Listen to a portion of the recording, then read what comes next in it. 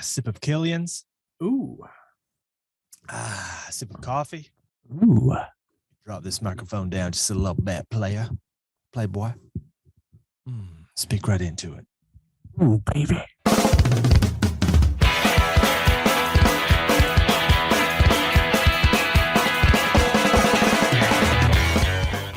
Oh, ladies and gentlemen, it's the day you've been waiting for.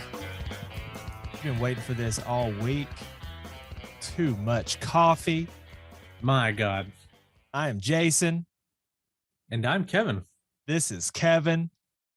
I am drinking Killian's Irish Red. It's too much coffee, I know. But today it's too much booze and coffee. But listen, this is not one of those streams where I'm going to get hammered and then podcast. We don't do that here. We drink responsibly, like all the commercials tell me to do all the time. Welcome to the show. All right, listen, we've been talking about music a lot lately. Today is not a music show. We've got movie talk. We've got game talk. Ooh. And I've got some news segments as always. But first, let me remind you, please, head on over to YouTube, Too Much Coffee. Subscribe to the channel. Do it right now. Here's why. We need our first 100 subs badly. The reason? So our channel name is decent and not a bunch of letters and numbers like what YouTube gives us. I finally was able to get my own YouTube channel name. It looks nice now. And you got to make it whatever you wanted? Yeah. Yes. YouTube.com/HitchersonMusic. Yes. Head on over to YouTube.com/HitchersonMusic. Subscribe to his channel, like all videos, and comment. That's right. And while you're at it, head on over to the Too Much Coffee podcast channel. You have to search for it, but you'll find it. Subscribe, like, comment, listen to every episode, and tell us what you think. Okay. If you like it, hit that like button. If you hate it, hit that hit the I hate it button, hit the thumbs down button, and then tell us why in the comments. Listen, we're here to learn. Okay. We're new podcasters. We're here to learn from you. So let us know. You can also find us on Spotify. You can find us on Podchaser, Good Pods, Apple Podcasts, all over the place. All right. So check out the show and we appreciate it. Now, before we get into all that fun stuff, just a quick thing about coffee houses, coffee shops. So we got a new one about a few miles down the street that opened up. New coffee shop. It's pretty close, which I like because I drink coffee all the time. So sometimes, I work from home. I got to get out of the house sometimes and just go do something. So sometimes I go get some coffee. And I went last time. And first of all, the intercom sounds terrible. And I was even asking you, I think, about this. Like, why do all intercoms sound so bad? I don't know. But that's not what we're talking about today. I said, I want whatever I ordered. With cream, coffee with cream. And they said it's half and half okay.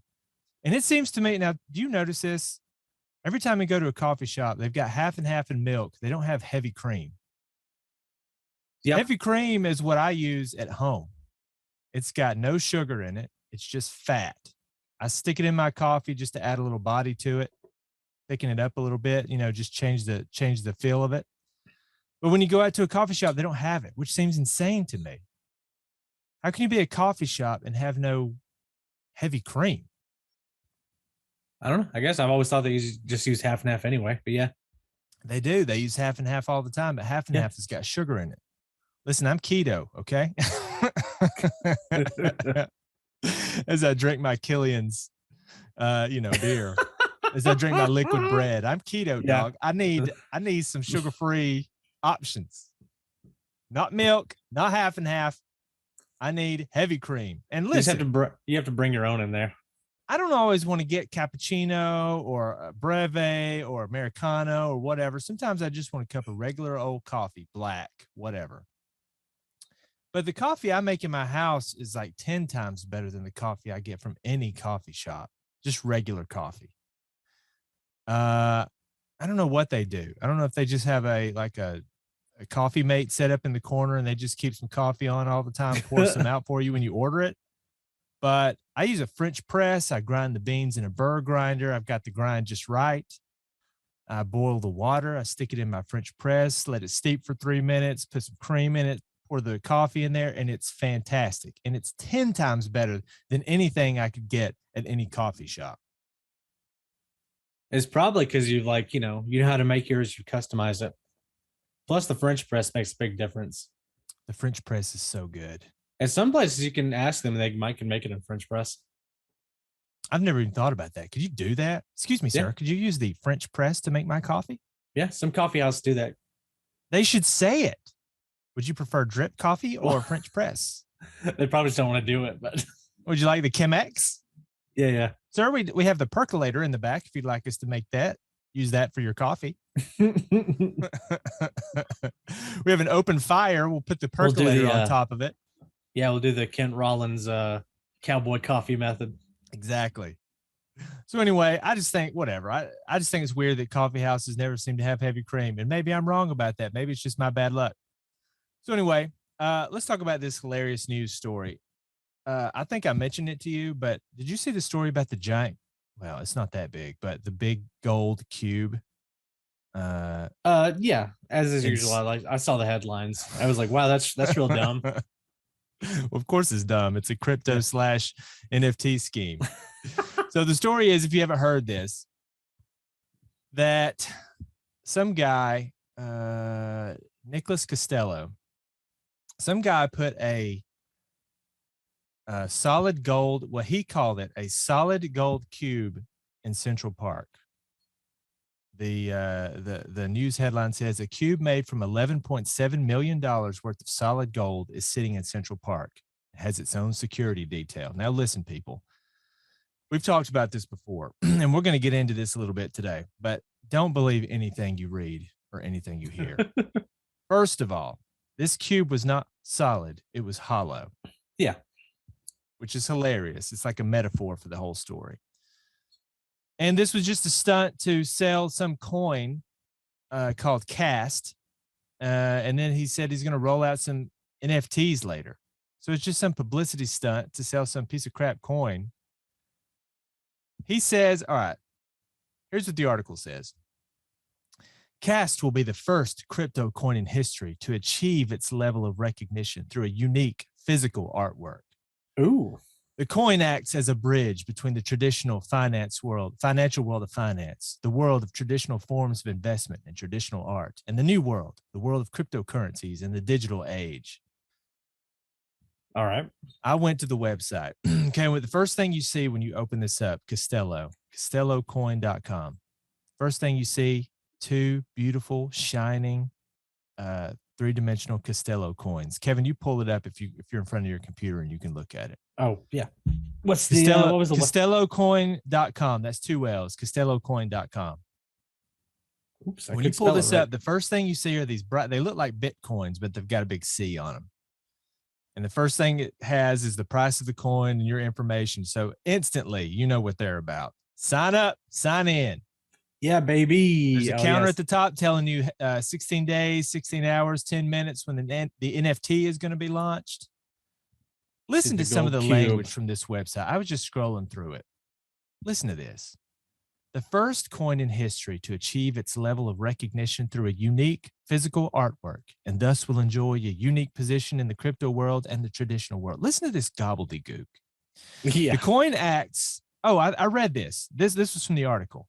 That line that I read from the article was taken from the website about traditional finance world and traditional blah, blah, blah, blickety, blah, blah. It's just word salad garbage. It's complete nonsense. It's just another coin, which I assume does pretty much the same thing it always does. Yeah, make money for the people who made it. Yeah. Costello coin starts a revolution in the cryptocurrency market and combines the worlds of artistry and blockchain technology. What is this garbage? It's just nonsense. You look through I was scrolling through the page and looking through the page, and it's just all gobbledygook nonsense. I mean, shocker. Once you see that the coin is being promoted with a publicity stunt in New York City, I mean, you already know what you're in for. But just reading through the website, and I'm thinking, who in the world would buy this? Who would buy this? Why would anybody buy this? I'm buying it right now. I'm on it. Is it FOMO? And you're like, oh, son, this is in the newspaper. I'm going to hurry up and get in on this. And it's going to make a bunch of money, and then I'll sell it. That is People are trying probably to, some of it. that's gotta be. Some of it, and just people who just are taken in by the hypey language. The more time you spend, and I'm no financial expert of at all or close, but the more time you spend looking at stocks, investing, crypto, all this stuff, you see how much of it is hype, pure hype. Yeah, This is pure nonsense hype. somebody made something. They're just trying to get a bunch of people to buy into it. The I'm hustle sure. of the hustle of the art world meets the hustle of cryptocurrency. And they're going to hustle some NFTs in 16 days. I mean, they got it all. A This is just hustle meets hustle meets hustle. Hustle 3X. You want to talk about a freaking hustle, the art world. Now, I went to school and I have a degree in art. So I spent a lot of time in the art department, going to art shows and all that kind of stuff. And let me tell you something, the art world is a hustle. They come up with nonsense. These artists come up with nonsense displays and art shows. And you go in there and you read their paper about what it's all about. And you're like, I just can't take this seriously. They're hustling me. I yeah. can't. I just can't. They're trying to pull one over on me. You feel like you feel like you're being conned by these people. Well, I think there is a lot of money laundering in the art world, and also in cryptocurrency. So there's that. Yeah. I mean, anything that's any appreciate. Yeah. I don't. I had to stop myself because I was just about to explain money laundering and realize I don't know anything about money laundering except what I watched on The Wire. Yeah. That's it. Look, that makes you an expert. So anyway, whatever. Another NFT thing, another whatever. Stupid. People have been talking about this Rogan thing. I know. All week. It feels like it's been eternity, but it's probably been like 3 days. It just, you hear so much about it, it feels like a lot. Yeah. And I went to a space on Twitter. Twitter spaces are really cool. I don't know if you've checked any out. I have not. But they are fascinating because there's usually a handful of people in there, maybe 40 or 50. But a lot of times it's just a handful of people and they're just talking about something. So this person that you see on Twitter who's just like a profile picture becomes a voice. And it's interesting. So one of them was talking about this whole Spotify Joe Rogan thing. We were getting people's opinions and blah, blah, blah. And, a lot of it is, do I like Joe Rogan or do I not? But I was in there and I was, me, I'm more of I'm a free speech guy for the most part. I like to just let people talk. Now I understand people don't like it when people are, people don't like Alex Jones because of crazy stuff he says. And people don't like when Joe has a guy on there who's talking about vaccines and it's like, it feels like crap. But mostly I'm just let people talk kind of guy. But it got me thinking about this world that we live in, Google, Facebook, all these news stories that you're inundated with all the time. It ain't just you sitting down with the newspaper anymore. It ain't just you talking to your neighbors about what's going on in town. So much information. And we've never known more about how fake so much of it is and how so much of it is created. The lies, the misinformation, blah, blah, blah. We've never understood more about information than we do now. And we've never been exposed to more information than we have now. So I think what we've got to do in our time, it's up to us and the generations after us to figure out how to deal with all this information. Yeah. Because you listen to Joe Rogan. Now, I don't listen to Joe Rogan. I think I listen to Joe Rogan probably the same way a lot of people listen to Joe Rogan, which is every once in a while he'll have some guest on, which I think is interesting. And so I'll go on there and listen to him. Or every once in a while he'll have some guest on that causes some kind of controversy and I'll go check it out. But I watched the show with Dr. Robert Malone. Now he's one of the COVID vaccine guys. And I'm watching this. And of course the man is very compelling, but just because somebody is compelling doesn't mean they're telling you the truth. But what struck me is I could not tell you if any of this is true or not, because I'm not a doctor. I'm not qualified. I could look at a study, but I couldn't understand it the way a doctor could. And so you're like, well, what am I supposed to do? I've got all this information. I can't even understand or parse. I'm not trained in it. So what do you do with something like that? And that is that's the great problem of our time, is figuring out what to do with all this effing information. And honestly, if everybody could figure out how to handle information, we would all be so much better.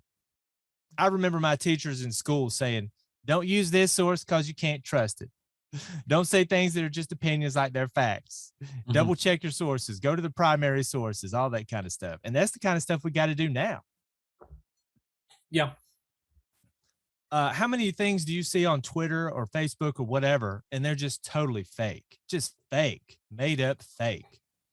This Spotify stuff, I've seen 3 or 4 stories that by the headline make you think that Dave Grohl is going to pull out of Spotify. Okay. When you get into all these stories, the quote unquote rumor and speculation is based on a viral tweet by this one account that has nothing to do with the band. And they're trying to make you think that the Foo Fighters are going to pull out of Spotify. Totally. Yeah, they're trying to get you to click on it. Doesn't matter if it's true. Ridiculous. Clickbait is fine, but that's just wrong, man. That's just totally wrong. Yeah. It's bait and switch. I get well, not really bait and switch, but yeah. It is. It's bait and switch. Hey, this is what we're going to talk about. Oh, wait, never mind. It's just baloney. It's crap. Never mind. Forget it. Yeah. So I don't know. Maybe we'll talk about it one day, about information and stuff. I don't want to try to go on and clicked on my check. I'm not trying to make the checklist right now, but it's something to think about. How do we deal with all this information? But we're just having fun today. We're talking about movies today. We're talking about games today. I hope y'all listening like movies and games. And let me tell you something. If you don't, first of all, what are you doing here? True. But second of all, we're going to talk about it in such a fun way that it doesn't matter if you like games and you like movies. It's going to be fun listening to us talk about games and movies. So I know I brought up The Wire a couple of weeks ago. I'm going to bring it up today, and here's why. I'm on the very last episode. I've watched every episode except for the very last one, and I wanted to finish it this morning so bad. The kids are up and everybody's up, and I just couldn't do it. I can't watch The Wire with the kids around. Yeah. Oh man, it is so good. It's wrapping up so perfectly. It's one of those shows that I've always heard it's great, and guess what? It is great. To me, it lives up to the hype, but what it's got that realness to it. Which we've discussed before. It's because it's by people who are writing about their life experience. A cop, a journalist writing about Baltimore. They lived there, they worked there, they understood the city, and they're putting that stuff in their stories. And that's part of why it's so good. A lot of the characters are based on real people. I mean, the character Snoop, the actor that plays her is the real life Snoop. The characters are so good. Yeah. All the characters are good. And what makes the characters good is that they're not stereotypes. They're real. They feel like real people doing real people stuff. Yeah. I was going to tell you my 3 favorite characters, which is probably not a surprise. These might be everyone's 3 favorite characters. Number 1, Omar. Yeah. Love Omar. Everybody loves Omar. Yeah. Number 2, Bodie. Yeah. Now, I'm not going to spoil anything about the show, but I want to. When I say Bodie, I want to spoil it for you, but I'm not going to. And Jimmy, my boy Jimmy. First guy you see when the show begins. First episode, he's the main character. If there's a main character of the whole show, it's Jimmy. And it's so good because Jimmy is like this tragic, I'm not even going to he's not a tragic hero. He's a flawed and tragic person, a character who is completely controlled by his habits, his compulsions. And we see through 5 seasons of The Wire, him just trying to, dealing with his compulsions and what it does to all the people around him. And that's what makes him a fascinating character. I was telling Tanya that The Wire almost turns into The Office in season 5, because there's some parts where I'm watching Jimmy and it's like, I can't look at the screen right now. I just can't look at it. Jimmy, you're breaking my heart, man. Come on. Breaking my heart. But anyway, that's all I got to say. I just had to say something about it because I want to watch that last episode so bad. Maybe get my life back now that the show's over. We might do like a proper recap of the whole series and make it a spoiler episode and just spoil everything. We're going to talk about everything we want to talk about. So anyway, I have to watch through it again. It's been so long since I've seen it. I can't remember. Let's continue with movie talk. I got. Oh, I'm sorry. I totally cut you off. What were you saying? Oh, I was just saying I'd have to rewatch it again. It's been so long since I've seen it. I couldn't possibly remember most of the specifics. Yeah, I know there's so much to keep track of. So I'm going to talk about 2 or 3 more things here in our movie talk. I was watching Ice Age with my kids. 2002, okay, the first Ice Age movie. We turned this thing on. I haven't seen it forever. I couldn't remember anything about it. Have you seen this movie, people who are listening to the show right now? Do you remember this show, Ice Age? We turned on Ice Age, and I'm watching it for like 15 minutes, and I'm thinking, this is a kid's movie? This is old school kids movie. This is old school, like Pinocchio, like Dumbo, old school, like the bad guy gets their head cut off, or tragic. Because you're watching Ice Age, and what's going on is these saber-toothed tigers want to eat the son of the tribal leader for revenge. So they're trying to get this baby. The mother takes the baby and tries to escape. She falls down a waterfall. And at the bottom, she pulls herself out of the water onto a rock. And with the very last bit of energy she has, she puts the baby on the rock and then dies. That's how the movie starts. Hell yeah. And that's how you start a movie right there. Yeah, my 4-year-old is watching this, and I'm just thinking, wow, this is heavy, man. Whew. God, this is heavy. And I don't know, maybe that's great. Maybe kids should be exposed to more heavy stuff. Life can be heavy. Well, yeah, I mean, it just depends on how it's handled in the movie or show or whatever. I'm used to Mickey Mouse Clubhouse, puppy dog pals, and it ain't nothing like that. Hey, that stuff gets pretty heavy sometimes. Yeah. Mickey Mouse Clubhouse. Hey, Bob wants some sand. Let's go find some.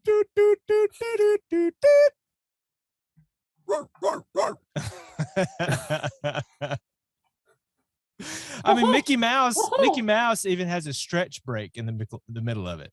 My kids watch Mickey Mouse Funhouse, and they sing a song, and it's all about taking a stretch break in the middle of the show. Oh, that's We've come a long way from Ice Age. You and I finally got to watch a few minutes of Unhinged. If anybody watched listened to episode 2, I think it was episode 2. Way back in episode 2, 10 episodes ago, I think. Could have been 3 or something like that. We were talking about how I wanted to see this movie so bad. And the movie is all about road rage and Russell Crowe. 2 things I would love to watch a movie about. Before I even say anything about it, what were your impressions of the movie? I know we didn't finish it, but we watched a little. You saw a little bit. Yeah. I thought it was like so it's such an absurd concept. It's so dark and like violent and whatnot, but it's such an absurd concept and kind of understandable in a way. That's the only reason I wanted to watch it, was the absurdity. Yeah. And it was Russell Crowe. It's like, if it's because this is going to be some B-movie schlock just by watching the trailer. The whole idea that someone road rages so hard. If anybody doesn't know, the whole premise of the movie is this lady pisses off the wrong guy on the road, and he road rages on her, and like to the extreme where people are dying and things are burning down. It's intense. It's like a horror movie, but with road rage as the catalyst for everything. Russell Crowe's having a bad day. Yeah. Happens to everybody. He told that woman, "You think you know what a bad day is? Well, I'm going to teach you what a bad day is." He definitely does, for sure. He teaches her what a bad day is, her son what a bad day is, her lawyer, her family, everybody. Whew. Russell Crowe, man, he's got that look. You're looking at him, you're like, I completely believe you. You are evil. Based on a true story. You are whacked, sir. Anyway, whatever. Crowe, I gotta finish. You gotta calm down, Russell Crowe. I got to go back and finish it. It's pretty much where I thought it was going to be, and it's highly entertaining. So Yeah, if you have what's HBO written on the Max, check tin. it out. Yeah. What stinks about HBO Max and Amazon Prime is I can't watch anything because my kids are always around. Yeah. I'm on HBO Max. I'm scrolling. You think you can scroll for a long time on Netflix? At least on Netflix, you half the things your kids could be in the room and watch. But I'm scrolling around on Amazon Prime and HBO Max, and it's like can't watch it, can't watch it, can't watch it, can't watch it, Oh can't watch it, yeah. can't watch it, can't watch it. It's like HBO for sure. What have you got in the house? You stream anything? You got HBO Max, right? I use somebody's HBO Max password.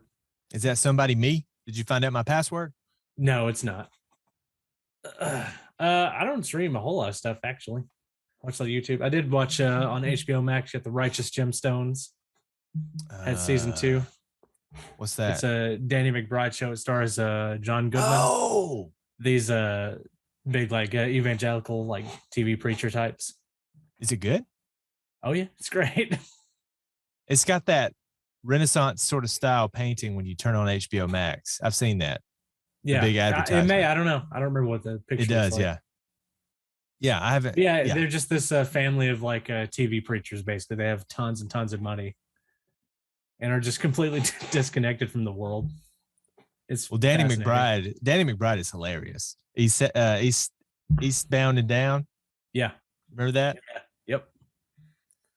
All right, I'm gonna have to check that out. One more thing, and we'll finish movie TV talk. I almost need a stinger for this now. Like, yeah, TV talk. One more thing. I'm gonna be on the Mass Debaters show. Ooh, February 10th, I think. February 10th, I think. 5 days. And they let me pick any topic I wanted to pick. And here's what I went with. They gave me a whole list of things we could talk about. All right. And one jumped out at me, which was who is the best rapper turned movie star, actor, whatever. Yeah. And you start looking into it and you're like, dang, there are a lot. Every rapper who ever rapped has acted also. Yeah. You got Method Man, you got Tupac, you got Snoop Dogg, Dr. Dre, Redman. Did I say Redman? Method Man and Redman, both of those guys. Hello, Cool Ice J. Cube, Mark Wahlberg, Will Smith. The list goes on and on and on. Biz Markie, I think, was in something. Heavy D has been in something. It goes on and on and on. And they told me to choose. You know, I have to choose who I think is best. So anyway, I'm not going to make my argument here. I'll make it on the show. Yeah. But I did end up choosing Ice Cube as my choice. I said, right. Ice Cube's my man.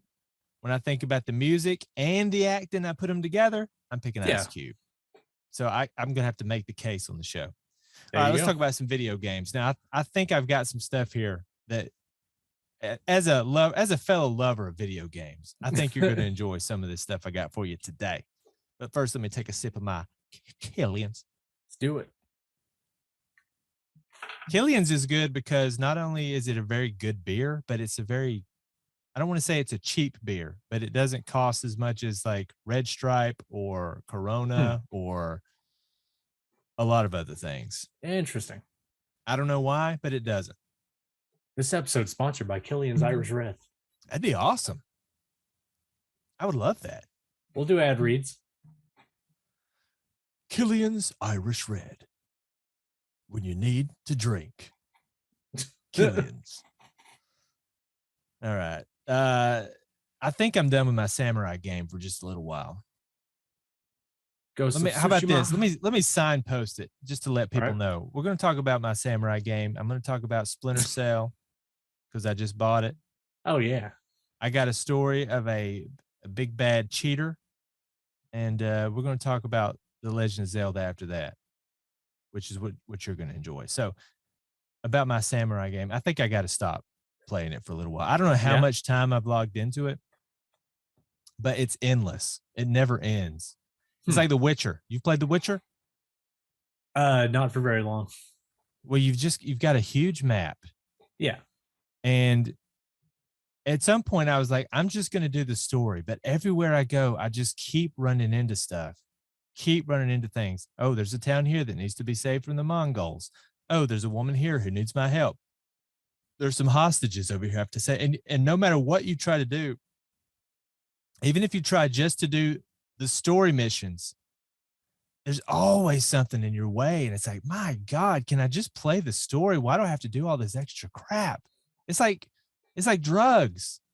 They have perfected it. It's like drugs. You get this little ding, I don't know, dopamine hit or whatever it is you get Yeah, whenever yeah. you accomplish something.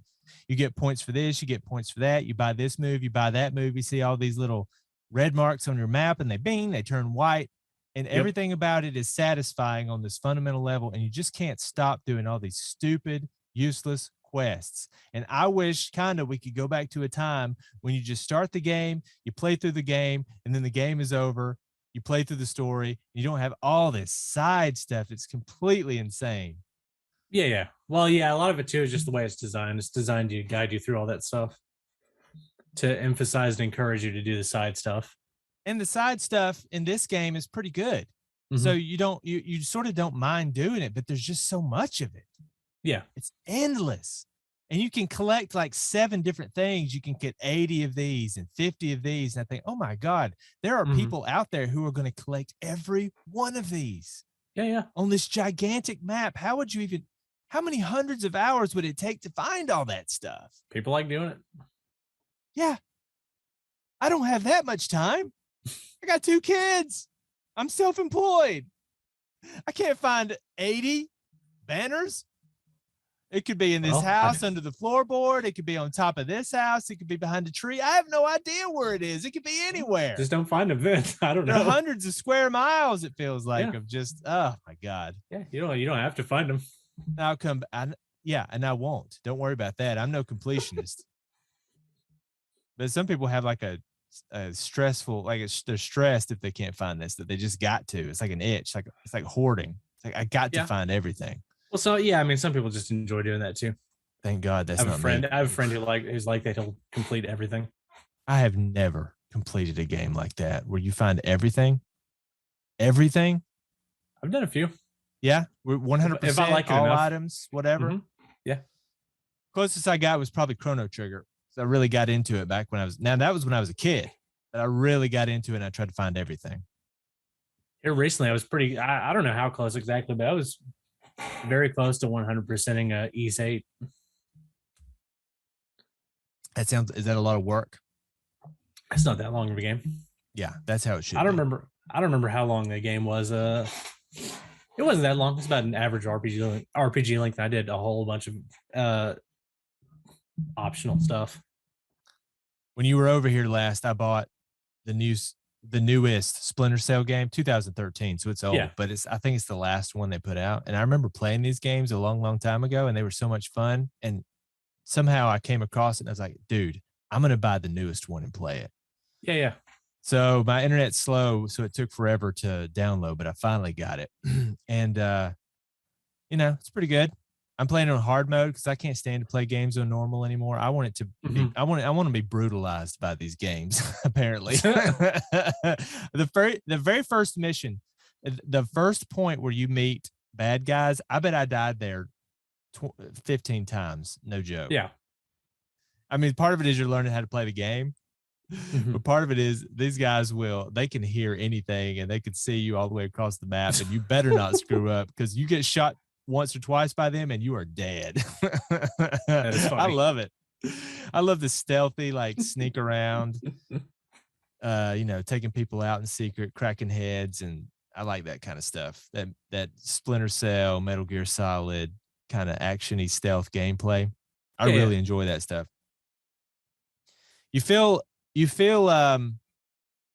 like you don't have the same peripheral awareness as a human being. It's hard to see what's going on in the room, so that makes it harder to do the stealth. Yeah, yeah. But man, this game got complicated. I remember it being pretty simple back in the day. You just, you get these gadgets, you got a handful of gadgets, and you sneak up behind people, and if you stay in the dark, they don't see you, and you crack some necks. But now it's like you have 3 different play styles and you get different amount of points based on how you deal with situations. And if you hide the bodies, you get points, and how long it took, you get points for that. And the points are turned into money, and you can use the money to buy like 15 different gadgets or 15 different things to wear on your arm or 10 different things Yeah. to wear on your, your torso, like body armor or 10 different guns or whatever. It's like, good God, this game got complicated. Sorry, I had to take another swig. It's all good. Had to take another swig of my Killians. I might take another swig of my coffee too. Do them both. Pour them both in your mouth at the same time. You got that. Mix it up. Have you heard about this Guitar Hero? First of all, have you even heard someone say Guitar Hero in 15 years? No, no, I think I know what you're talking about. Actually, I forgot all about that game, but we played a lot of it when it came out. We had the guitar, we had I guess 2 guitars and the drum set and the microphone, and it was a lot of fun, and it was huge for a while, and then just disappeared. I don't think they even make them anymore. Oh, probably not. Yeah. They just have some other version like Clone Hero, something that somebody just made, I guess. I've got one that uses your actual guitar. Mm-hmm. PlayStation 4, PlayStation 3, something like that. And like you plug it right into the PlayStation and it teaches you how to play your guitar, sort of. Rocksmith, I think is what it's called. Yeah, that's exactly what it's called, which is kind of cool, but it's flawed because it takes you so long to work up to actually playing the song. Yeah. Whatever. Anyway, that's not the point. The point is a guy got busted for cheating. Did you hear about this guy? His name is Shmooey. I did hear about it. So I was watching, I got into the rabbit hole a little bit of watching these guys. First of all, I watched a Carl Yost video. Now he's a guy who covers all he's a speedrunner guy. If you watch his videos on YouTube, he talks about all these speedrunners like playing Super Mario Brothers or GoldenEye or something like that. And he'll talk about who's the fastest or controversies. He got sued or is currently being sued by Billy Mitchell or something like that. The guy who destroyed Donkey Kong or something like that. Well, he's a cheater. Now we're gonna get sued. I'm sorry.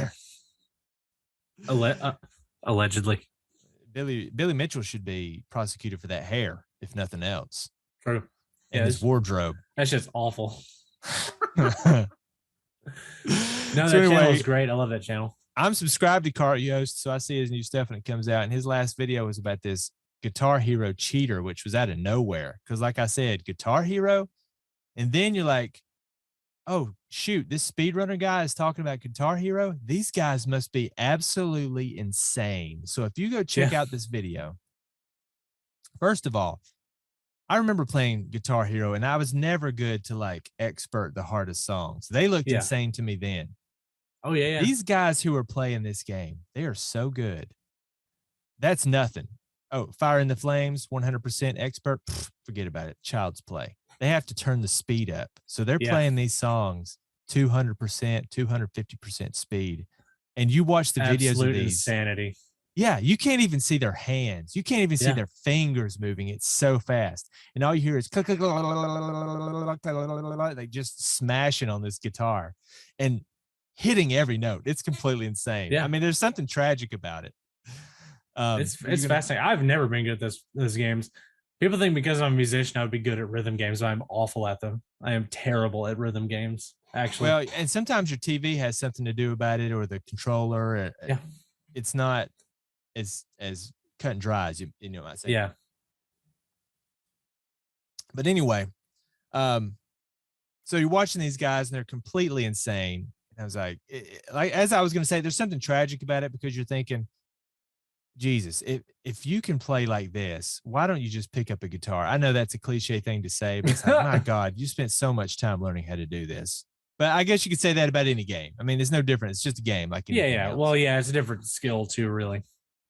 Well, this guy named Shmooey, SCHMOOEY, Shmooey. I don't know how he got that name. That's what he calls himself. This guy named Shmooey was like a dominating killer Guitar Hero player, and is, even though he got busted. Amazing player.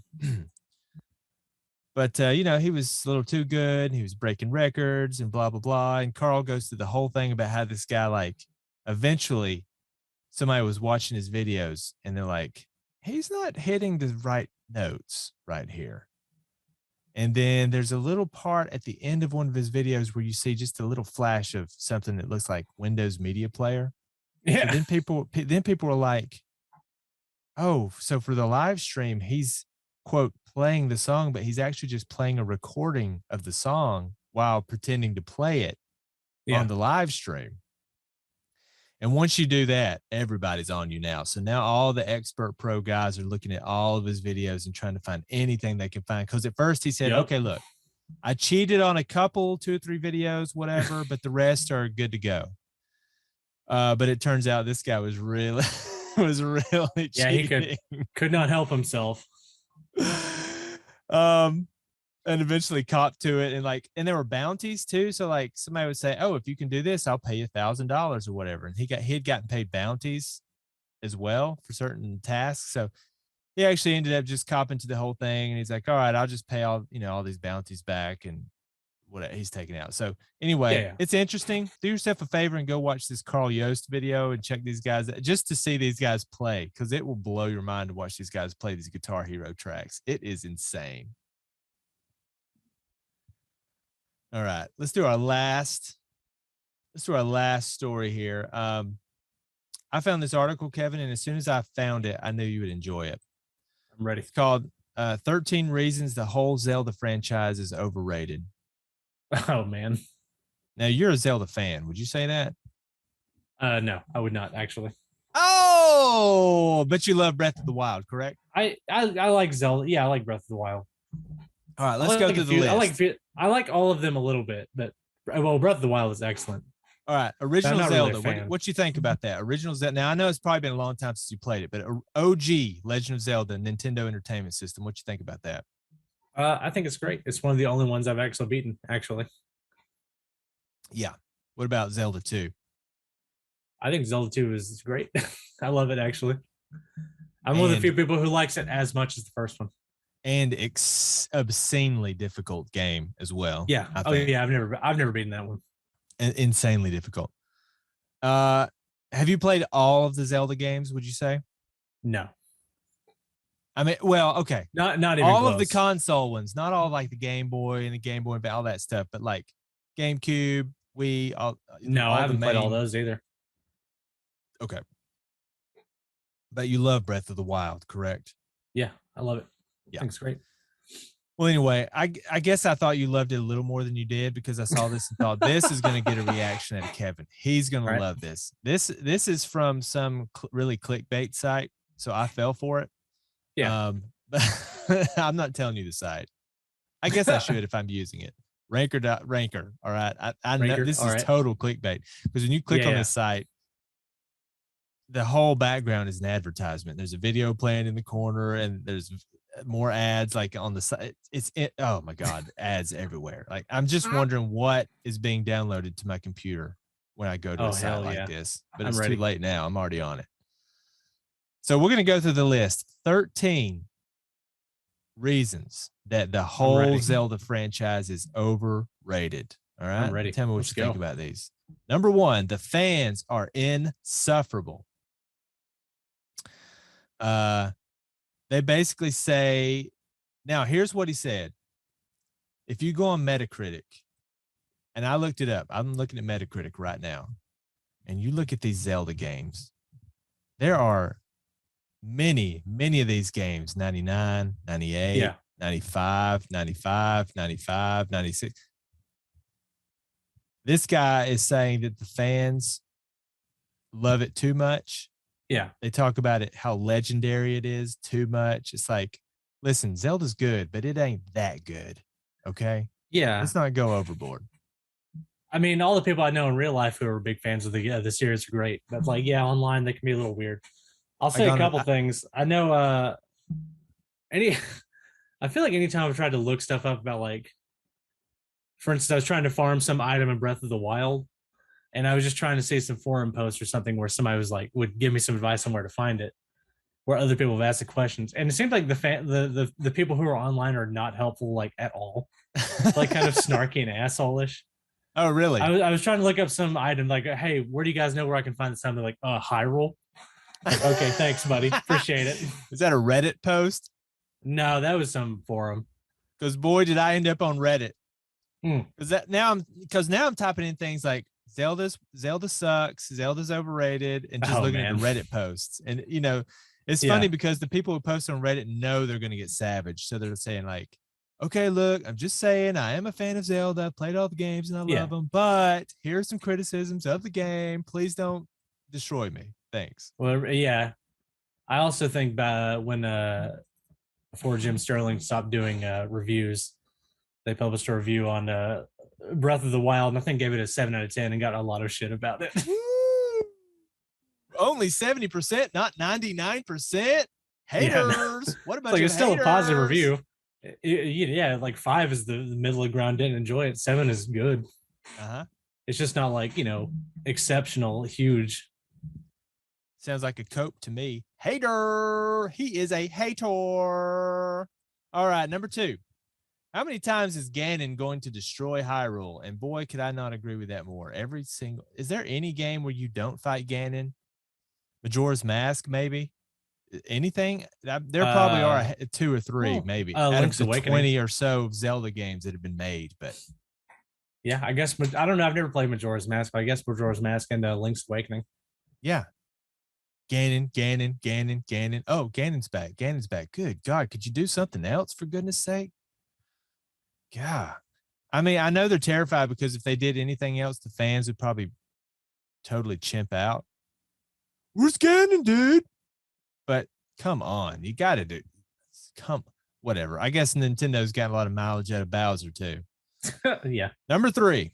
The user interface is a nightmare, and I like this one because it shows a picture of the Wii version, and there's like 58 like HUDs and control. Like, oh, interesting. I never thought of it as having a particularly bad interface, but maybe once you get to the Wii ones. Wait, which game? Oh, just the Wii games? Well, just the screenshot here. I don't know which game it's taken from, but it looks like I don't know, like I don't remember any of the games having like, a bad user interface. This one looks pretty rough. Like the bottom says shoot, hit the A button to shoot, and the left says raise shield, hit Z, and the right side has a whole picture of the Wiimote on it with like 5 things labeled. It's pretty rough. But yeah, I've never actually thought of Zelda as being particularly bad. Yeah. There are worse games for sure. But that one picture does make it look pretty funny. All right. Number 4, yikes, that dialogue. Now, this one is 100% true. Zelda dialogue is crap. I don't know. You could say it's stylistic, like it's the aesthetic. Yeah. To me, Zelda's a little bit like Star Wars in that the aesthetic has been nailed since 1986, basically. Mm-hmm. And that's what is keeping the franchise going. Like Star Wars, you got the sound of the, the blaster sound, and you got the Darth Vader breathing in his mask, and you got the way that all the armor looks, and the light saber. What am I trying to say? What's the sword that a Jedi has called? A lightsaber? Yeah, lightsaber. Okay, that's what I said. Losing it. It's all good. The aesthetic was locked in from, and Zelda's the same way. You got the moblins, you got the hat. Yeah. The different swords, blah blah blah. That was locked in from day one. But the dialogue is rough. I don't know. I guess I feel like that's like the user interface. I've never really thought about it too much, honestly. Hey, I mean, that might be what they're going for. It is Nintendo. Yeah. And Nintendo makes some real they got their own thing going on. And it can be really silly sometimes. All right, next one. The stories are never that great. Now, what do you think about that? I don't really agree with that exactly. I think there's some pretty good stories in it. Are they good or are they just crappy? I feel like I'm not enough of an expert on to make that analysis. That is a complete that is a sidestep. You're just trying to dodge the question. I mean, I'll be honest with you. I'm not really good at analyzing a lot of it, but I like the story of like Breath of the Wild a lot. Like, what is the story of Breath of the Wild? Can you lay it out in just a few sentences for us? Let me see if I can even remember. Well, it kind of this is the trouble with how my brain works. I can never remember specifics. Hey, take your time. Don't worry about it. I remember the high level details. Yeah, that's what I want. The high But- level view. But essentially, I mean, the idea is Link is waking up after being put to sleep after a long time. Ganon has already wrecked everything. So you're kind of going around. I mean, you're fighting Ganon again, but it's after he's already wrecked everything. Right.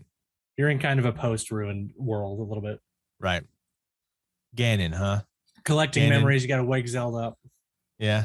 Zelda, Ganon. Mm-hmm. Well, yeah. You got to save Zelda and then defeat Ganon. I don't think you don't really save Zelda. I think you wake her up, if I remember correctly. Oh, well. Oh, wow. I mean, I didn't say it was reinventing the wheel. I just said it was good. I was just messing around. I'm trying to think of the SNES. It also has a lot of like was optional stuff too that you can do to fill stuff out, because Link was also like a warrior in the olden times. Yeah, I know he's like in stasis or something, was awakened. Yeah, you kind of recover your memories when you were fighting before and what happened. I mean, isn't the story always get the Master Sword, collect the Triforce, save Zelda, and kill Ganon? Just variations on that. Yeah. Yeah, exactly. Story lame. I really hope people who like Zelda are listening right now, so you can tell me in the comments how wrong I am. You fool! Zelda is incredible. All right, number 6. The games are built on an intoxicating foundation of nostalgia. So I guess the charge is, listen, it's a nostalgia that's pushing these games forward. I'll throw a bone to the Zelda. I mean, that is true. I mean, Zelda has a powerful, powerful legacy. Yeah. Yeah, you know what? They're 100% right. Zelda sucks, and it's all just nostalgia. Oh, Lord. I'm kidding. All right. Next one. There's just so much filler. Same thing I was talking about with my samurai game, Tsushima. I don't know how the newer ones are. Oh my God. I can't. How many seeds are there in Breath of the Wild? 900. That is not yeah, something like that. Yeah, that is not a hyperbolic statement. Literally, something like 900. Yeah. Well, yeah, it's somewhere near 900 something. It's at the same time, I mean, you don't have to get anywhere near that many Korok seeds to beat the game. Well, never. The balls on anyone to put 900 of anything in a game. I can't. That is a criminal offense. 900? There shouldn't even be 900 rupees in the game. There shouldn't be 900 enemies in the game. That's crazy. You should look up what your prize is for getting all the Korok seeds. I've heard it's underwhelming, to say the least. What is it? Yeah. Do you know? Just look it up. Okay. Let's look it up right now. Oh yeah, I forgot your computer. I don't think I spelled it correct. All Korok seed. I had to reach over to my. What do I get for all 900 Korok seeds? Getting all 9 Korok seeds, though, is nearly pointless. Look at that. Let's just think about that for a second. Nintendo. All right, whoever made this game, they put 900 seeds in it, knowing good and well that some very like 1-2% of insane people were going to find every one of them. And it says here, it's pointless. Finding every Korok in Breath of the Wild and bringing them seeds back to the Hestu will award Link with an item called Hestu's Gift, which resembles a pile of feces. What? Yeah, it's like a golden. What does it do? But Korok, I mean, you do use Korok seeds in the game. They're not useless. It's just the prize is itself useless. A gift of friendship given to you by Hestu. It smells pretty bad. What does it do? Oh, you only have to collect 441 to max out your inventory capacity. Oh my God. Yeah. 400. Yeah, you use them to max out your inventory. That was it. I couldn't remember. 400. I knew you did with something with them. It sounds like more work. It sounds like more work than it is. It's not. The only practical use for Hestu's gift in Breath of the Wild is to make the giant Korok perform his signature dance on command. There you go. Oh my God. Well, you just know that somebody's going to find them all. You got to give them something for all that work. If you are, yeah, you get a maxed out inventory. if you don't have sense enough not to find all 900 of those things, at the very least, that they should give you something incredible for it. That is just evil. That's evil. That's a You get the slap in the face. satisfaction of a job well done. Oh yeah, sure. All right, number 8. It's not immediately enjoyable. So this guy, I don't know about it. This guy's saying that you have to play it for 10 hours or so before it even gets fun. I don't know about that. That's Well, that's fine. I don't mind. I don't mind that kind of stuff. number 9. The franchise is just an annual attempt to squeeze you dry. Well, listen, Nintendo's a big company. They're trying to make that money. I mean, they're gonna if they got something that works, they're gonna keep putting it out. And Zelda works. I guess it depends on how you mean it, because Breath of the Wild came out what, 5 years ago, something like that. 6. I mean, it's an uncharitable way of saying that Nintendo is just crapping out these games to squeeze money out of its space, which is what a company is supposed to do. I mean, you can try to make a good game. You don't have to say it like that, but all right, this one is interesting to me. Now, this one says number 10, it's wildly outdated. And I know that they change the gameplay, every time the game comes out. But when you think about the Legend of Zelda compared to all other games, doesn't it feel a little outdated? Is there something to that? No, What's your gut tell you about that? I don't think it's outdated. Not at all. I mean, is Breath of the Wild just like incredible? People people love Breath of the Wild because it's an experience. It looks amazing, and like you have these moments. I don't know. Going back to the thing about it being, not immediately satisfying. I actually wasn't super stoked on Breath of the Wild as I was playing it. Yeah. But then I don't know. I really liked it a lot towards the end. I love it now. I go back and still play it every now and then. Yeah.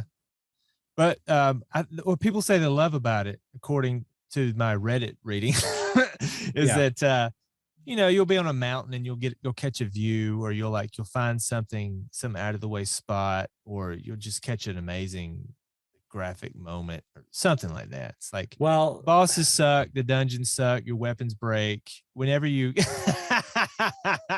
people who say they didn't play the game. Okay. All right. What's if you want a lot of what I like about Breath of the Wild, it is a lot of I don't know a way to put this exactly that's gonna sound interesting. But it's very gamey. Speaking for the heart does not work for me. It's very gamey. It is a whole lot of systems that work together very well. Okay. So like you have in a lot of games you might run up to a wall and it says press A to climb wall or whatever. Right. And it just performs animation. But in Breath of the Wild, you have the climbing mechanic that you can do yourself, but it also interacts with like rain and other stuff. You have wind. Right. It's all these systems that work together, and it's very compelling and interesting. Okay. I can buy that. Very good. On top of the story in the world, that's really cool. Right. Well, as I say, all of the basics of the game of the series are so perfect that's why they're terrified to change them too much. Yeah. You want Ganon, you want Link, you want everything is there. It's and that is a problem with it, because it doesn't really have dungeons. It has a few, what does it have? Sorry, it's been years since I played it, played it all the way through. You have the divine beasts, and you have to do the. That was it. That's what I was thinking of. The divine beasts. You kind of they're kind of mini dungeons in themselves, the giant puzzles. Yeah. Which I thought were cool, but I think a lot of people go into these things expecting it to just be the same old like Zelda with the dungeons and everything. When you're gonna play a game, you kind of have to play it on its own terms. It's just a different thing. Yeah, that's true. You have to. You don't hold it up to the ones in the past, and it's got to be irritating when. I think sometimes these developers pay too much attention to their fans. Like, if they start complaining about, where's Ganon? It's like, listen, sometimes you just got to let it go for a little while. You can bring him back, but sometimes you just got to do what you got to do. Yeah, yeah. And then if you need to switch it back, bring him back later, that's fine. All right, number 11. If you've played one Zelda game, you've played them all, baby. There's something to that, because to be grossly reductive, it is find the sword, find the Triforce, go through all the dungeons, save the princess, and kill Ganon. Yeah, I was gonna say that is very, very reductive. Is that a bit too simplistic? Because they're all very different games, really. I mean, you're right. At the very highest level, it's all kind of the same thing, but the way it's done is very different from game to game. You know what? I mean, you can even just look at the first two games. Zelda 1 and Zelda 2 are totally different games. In The Wire, they weren't afraid to move people around, have people go to different jobs, completely change the entire environment of the game. That old show Weeds, if you ever saw that, they would change everything from season 1 to season 2. I think Oh Zelda yeah. could learn a little something, something from stuff like that. You got to switch it up. You can't just throw them in a new world with some new towns, but then have Ganon and Zelda and Link has got to find the Master Sword and defeat Ganon. It's like, come on, you can do a little something more than that. Yeah, good, I guess. This is, of course, me talking to the developers who have to explain the.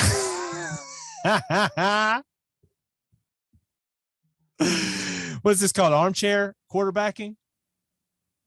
I don't know. I'm going to question all your decisions, Nintendo. All right, number 12, they're not fun games. All right, well, a lot of people would disagree with that. Number 13, the series reinforces the patriarchy. I think that was just a little joke at the end about Princess Zelda or whatever. Now, here's what I've got to say about Zelda. If you ask me, do you like Zelda? I would probably have said, yes, I like Zelda. But here's when I think about it for a second, here's what I realize.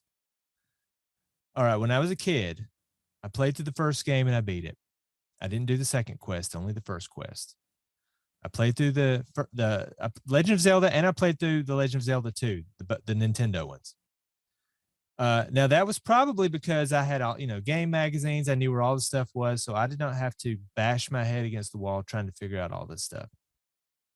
By the time I get to the Super Nintendo and I'm at Link to the Past, I never beat that game. I started playing it. I've probably started playing it 5 times in my life. I have never made it through the game because somewhere around the Ice Palace or something like that, I just completely lose interest.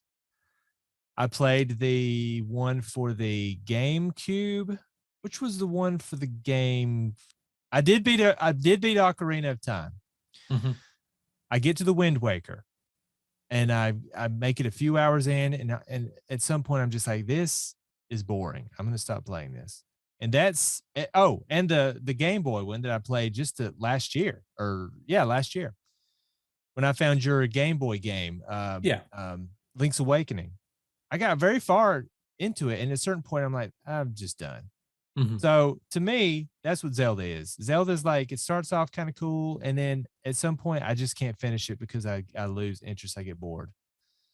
And I think it's because, at least for the ones I've played, you know what? I don't know, because they're all sort of, I was going to say they're all samey in that you go through the dungeon, you go through the dungeon, you go through the dungeon, you go through the dungeon, but I don't know. They're just, at a certain point, it starts off interesting. It becomes boring to me. So I don't know how much I really do like Zelda. I think I like the whole concept of Zelda. Like I said, the aesthetic, the look, the characters. I like all that. But to play in the games, I don't know. Yeah, I rarely actually finish the games. I think the sword, has the sword play gotten any better from the first game? That was so satisfying in part 1 when you'd smack a Octorok. I mean, I think it's good in all the games. You felt like you were smacking that Octorok. What about that? I don't know. I mean, it's good in all the games. I don't think it's bad in any of them. Anyway, there you go. 13 reasons why Zelda sucks. Now, if you think any different, you tell me in the comments, all right? Tell me why I'm wrong. If you love Zelda, if you think the story is fascinating, if you think the gameplay is thrilling and enthralling, if you think the Breath of the Wild is the best thing that's ever been made, let me know in the comments on YouTube. There are other people could make that case much better than I could. And while you're on YouTube, listen, I think that's going to do it for the show today.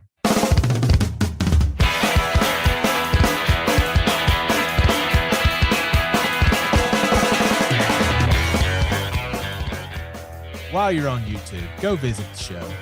Subscribe, like, hit the like button, hit the dislike button. Whatever you feel in your heart, listen to your heart. Comment, share it with your friends.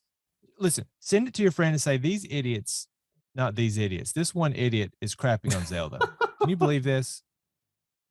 What a lunatic. What a fool. Who would do such a hater. thing? What a hater. What? I can't stand this. Now, listen, next week, we're going to have a new segment of When Bands Blow It. So if you enjoyed that last time, you're going to enjoy it next time, too. When Bands Blow It. I don't know who it's going to be yet. but I've got some ideas floating around in my head. We appreciate you guys listening to the show. Check us out on Spotify or wherever you get your podcasts, and we will see you next time. Yes, indeed.